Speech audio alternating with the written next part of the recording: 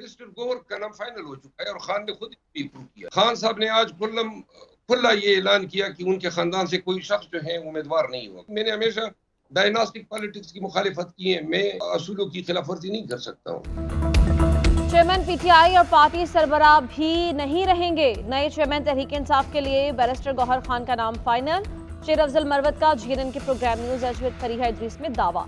कहा पीटीआई अवाम और फौज में खलीज पैदा नहीं कर रही। बयान में कहा चेयरमैन पीटीआई ने इंट्रा पार्टी इलेक्शन न लड़ने का फैसला किया। अदालत की तरफ से नाअहली खत्म होने पर दोबारा चेयरमैन मुंतखब होंगे। तहरीक इंसाफ के तर्जुमान की शेर अफजल के बयान की तरतीब। कहा चेयरमैन पीटीआई की दस्तबरदारी या उम्मीदवार न बनने का अभी फैसला नहीं हुआ। शेर अफजल मरवत की जवाबन ट्वीट। पार्टी तर्जुमान का बयान गुमराहकुन करार दिया। लिखा चेयरमैन पीटीआई ने अली जफर, बैरिस्टर गौहर, उमर नियाजी और मेरी मौजूदगी में ये फैसला किया।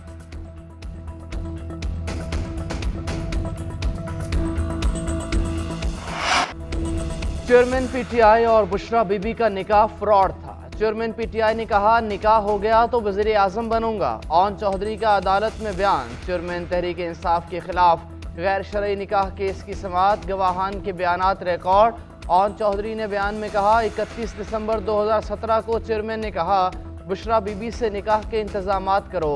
मेरे सामने मुफ्ती सईद ने बुशरा बीबी से पूछा तो उन्होंने बताया मुझे तलाक हो चुकी है। मीडिया पर मालूम हुआ दौरान इद्दत निकाह हुआ, हमने खामोशी इख्तियार की। फरवरी में दोबारा निकाह पढ़ाया गया। मुफ्ती सईद ने अदालत में बताया 1 जनवरी को चेयरमैन ने मुझे बुशरा बीबी से निकाह पढ़ाने के लिए लाहौर जाने का कहा। फरवरी 2018 में दोबारा राब्ता किया गया कि 1 जनवरी वाला निकाह इद्दत के दौरान हुआ। केस की समाअत 2 दिसंबर तक मुलतवी।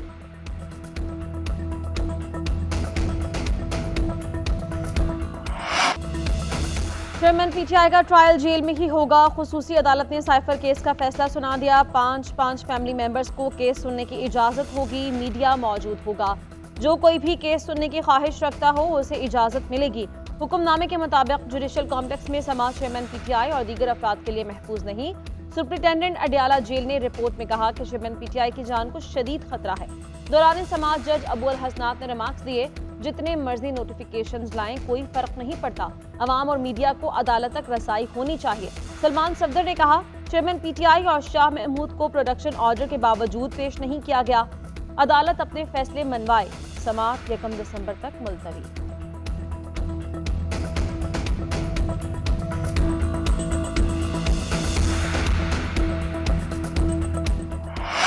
कौम बनना है तो माजी को देखकर मुस्तकबिल को ठीक करना है। वकील आकर बताएं आइन तोड़ने वाले जजेस की तस्वीरें ही यहाँ क्यों लगी हैं। मीडिया भी जिम्मेदार है, इनका भी एहतसाब होना चाहिए। चीफ जस्टिस के परवेज मुशर्रफ केस में रिमार्क्स। कहा क्या कहीं जिक्र है खुसूसी अदालत का फैसला कलअदम करार दिया जाता है? ऐसा नहीं तो फिर खुसूसी अदालत का फैसला ऑन फील्ड ही है। जस्टिस अतर मिनल्लाह ने रिमार्क्स दिए। मुशर्रफ के मार्शल लॉ को कानूनी कहने वाले जजेस का भी ट्रायल होना चाहिए। कार्रवाई सिर्फ 3 नवंबर के इक़दाम पर क्यों की गई? तारीख फिर यह है कि जब कोई मजबूत होता है उसके खिलाफ कोई नहीं बोलता। जब ताकतवर कमज़ोर पड़ जाता है उसके बाद आसिमा जिलानी वाला फैसला आ जाता है। जस्टिस मंसूर अली शाह ने रिमार्क्स दिए अगर आइन गसब हो जाए तो फिर अदालत 1956 तक भी जा सकती है। समाअत 10 जनवरी तक मुलतवी कर दी गई। इवनफील्ड और अल अजीजिया रेफरेंसेस में सजा के खिलाफ अपीलों पर आज समाअत। फ्लैगशिप रेफरेंस में नवाज शरीफ की बरियत के खिलाफ नैब अपील भी आज समाअत के लिए मुकर्रर। नैब के अल अजीजिया रेफरेंस में सजा बढ़ाने की अपील पर भी समाअत होगी। तमाम केसेस इस्लामाबाद हाई कोर्ट के चीफ जस्टिस आमिर फारूक और जस्टिस मियां गुल हसन औरंगजेब पर मुश्तमिल बेंच सुनेगा। नवाज शरीफ की इस्लामाबाद हाई कोर्ट में पेशी पर सख्त सिक्योरिटी इंतखाबात का हुक्म। नवाज शरीफ की कानूनी टीम और 25 रहनुमाओं को कमरा अदालत में दाखिले की इजाजत होगी।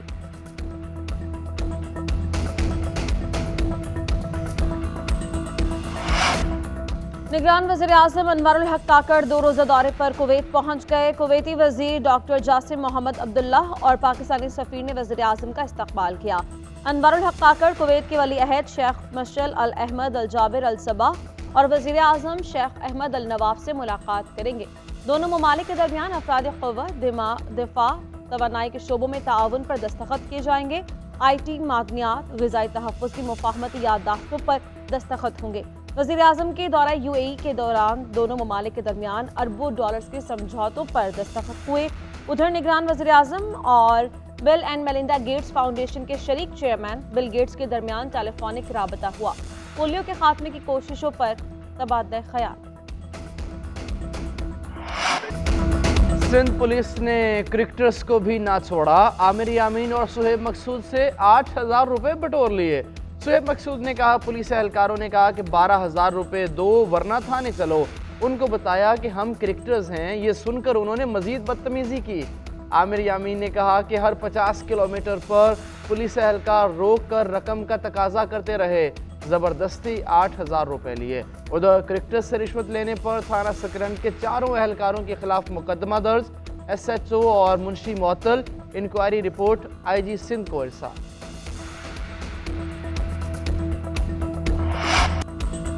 पाकिस्तान स्टॉक एक्सचेंज में ज़बरदस्त तेज़ी। 100 इंडेक्स 60,000 की नफसियाती हद उबूर करके तारीख़ी बुलंद तरीन सतह पर पहुंच गया। 100 इंडेक्स में 970 से ज़ायद पॉइंट्स का इजाफा। 3 हफ्ते के दौरान स्टॉक एक्सचेंज में 6,000 से ज़ायद पॉइंट्स का इजाफा रिकॉर्ड। सरमाए का मजमूई हजम 86 खरब रुपए से तजावुज़। रुपया भी मुस्तहकम। इंटरबैंक में डॉलर की अकादर में 12 पैसे कमी। डॉलर 285 रुपए 52 पैसे का हो गया। ओपन मार्केट में डॉलर 287 रुपए का हो गया।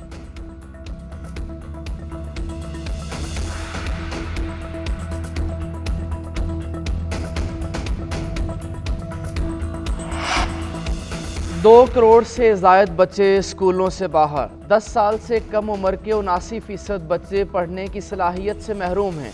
वर्ल्ड बैंक ने पाकिस्तान को दरपेश मसाइल की निशानदही कर दी। रिपोर्ट के मुताबिक पाकिस्तान का सरकारी शोबा गैर मुअस्सर, इंसानी वसाइल के बहरान का सामना है।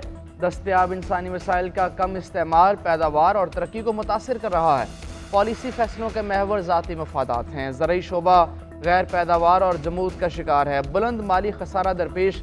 कर्ज मुकर्ररा कानूनी हद से ज़्यादा 78% की बुलंद शरह पर है। पॉलिसीज़ में अदम तसलसल की वजह से सरमायाकारी और बरामदात का नुकसान। नून लीग का अवामी से पहले खारिजा महाज संभालने का फैसला। शहबाज शरीफ की क़यादत में नून लीग का वफ़द 3 रोज़ा दौरे पर चीन जाएगा। दिसंबर के पहले हफ्ते दौरा चीन शेड्यूल। अहम कम्युनिस्ट रहनुमाओं और हुकूमती शख्सियात से मुलाकात करेंगे। मुल्क में सरमायाकारी लाने और चीन के साथ ताल्लुकात मज़ीद मुस्तहकम करना एजेंडे में शामिल। मुल्की सतह पर भी इंतखाबी सरगर्मियाँ तेज़। नौजवानों और अक़लियती बरादरी का अहम इजलास तलब। शहबाज शरीफ कहते हैं, अवाम हमें 2/3 अक्सरियत दें, दहशत गर्दी की तरह महंगाई की भी कमर तोड़ देंगे। मरीम नवाज ने कहा, नवाज शरीफ की क़यादत में आइंदा साल से मुआशी तरक्की का तेज रफ्तार दौर शुरू होगा। नौजवान आम इंतखाबात में सियासी सरगर्मियों का हरावल दस्ता बने।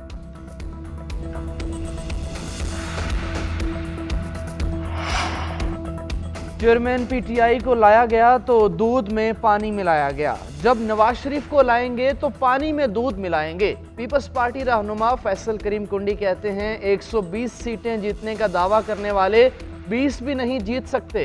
अगर एक और सिलेक्शन हुई तो मुल्क मुआशी तौर पर तबाह हो जाएगा। उधर कोयटा में पीपल्स पार्टी रहनुमाओं की प्रेस कॉन्फ्रेंस।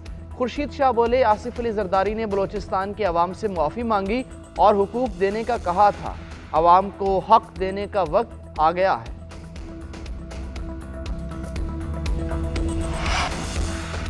विफाक सूबों के बजाय अजला को फंड्स दे। MKM ने आइन में 26वीं तरमीम की तजवीज़ दे दी। तकरीब से खिताब में खालिद मकबूल सिद्दीकी ने कहा कि 18वीं तरमीम के बाद इख्तियारात और वसाइल वज़ीर आला हाउस में जमा हो गए। हम मकामी हुकूमतों के इख्तियारात बढ़ाने के लिए आइनी तरामीम तजवीज़ कर रहे हैं। फारूक सत्तार ने कहा, 15 साल से सूबाई खुद मुख्तारी के नाम पर अवाम को बेवकूफ़ बनाया जा रहा है। नून लीग ने भी मुसव्वदे से इत्तेफाक किया। तकरीब में मोहम्मद जुबैर, इमरान इस्माइल समेत मुख्तलिफ सियासी जमातों के दीगर रहनुमा शरीक हुए। उधर शाह फैसल कॉलोनी में जलसे से खिताब में मुस्तफ़ा कमाल ने कहा, अगर गिनती दुरुस्त होती तो पूरे सिंध की 50% आबादी कराची में है। नए सूबे के नाम और बात करने पर जिनको तकलीफ है वो हमारे तरमीमी बिल की हिमायत करें।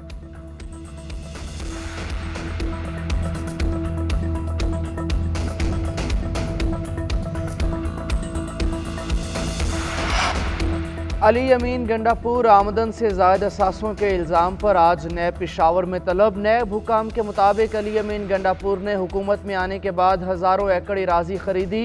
60 अकाउंट्स में 50 करोड़ से ज़ायद की ट्रांजैक्शंस के सबूत मिले। साबिक सूबाई वजीर आतिफ खान के खिलाफ भी 2 दरखास्तों पर कार्रवाई शुरू। उधर तहरीक इंसाफ के साबिक MPA अमीर मोहम्मद खान गिरफ्तार। अमीर मोहम्मद खान के खिलाफ 9 मई के वाक़े पर मुकदमा दर्ज है।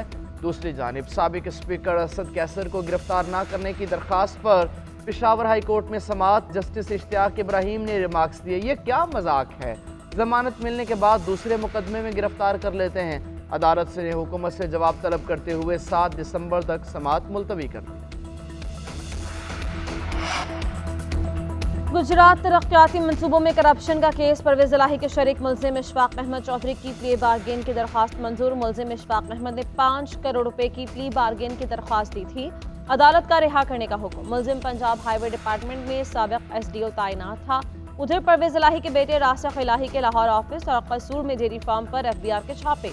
11 कंप्यूटर्स, दर्जनों फाइल्स और तमाम रिकॉर्ड कब्जे में ले लिया। वकील आमिर सईद ने कहा, रासिक इलाही का सियासत से ताल्लुक नहीं, फिर भी सियासी इंतकाम का निशाना बनाया जा रहा है।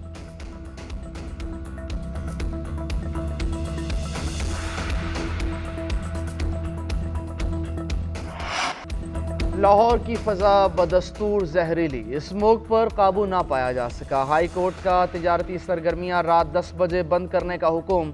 CCPO लाहौर को हुक्म पर अमल दरामद की हिदायत। निजी इदारों और बैंक से हफ्ते में 2 दिन वर्क फ्राम होम का नोटिफिकेशन जारी करने का हुक्म। तहरीरी फैसले में कहा गया, आलूदगी के बायस डीसील होने वाली इंडस्ट्री को दोबारा सील किया जाए। डीसील करने वाले महकमे माहौलियात के अफसरान के खिलाफ कार्रवाई की जाए। उधर लाहौर में मसनूई बारिश बरसाने का मंसूबा भी बंद हो गया। वजीर माहौलियात कहते हैं, बादल न होने की वजह से मंसूबे पर अमल दरामद नहीं हो सका। इस्लामाबाद में अफगान सफारत खाने के नुमाइंदे की वज़ारत खारिजा तलबी 26 नवंबर को बनू में अफगान शहरी की जानिब से सिक्योरिटी फोर्सेस के काफिले पर खुदकुश हमले की शदीद मजम्मत। अफगानिस्तान से बनू हमले के मरतकब अफराद के खिलाफ मुकम्मल तहकीकात और कार्रवाई का मुतालबा। तहरीरी मुरासले में कहा गया कि हाफिज गुल बहादुर को पकड़कर पाकिस्तान के हवाले किया जाए। पाकिस्तान के खिलाफ दहशतगर्दी के लिए अफगान सरजमीन के इस्तेमाल को रोका जाए।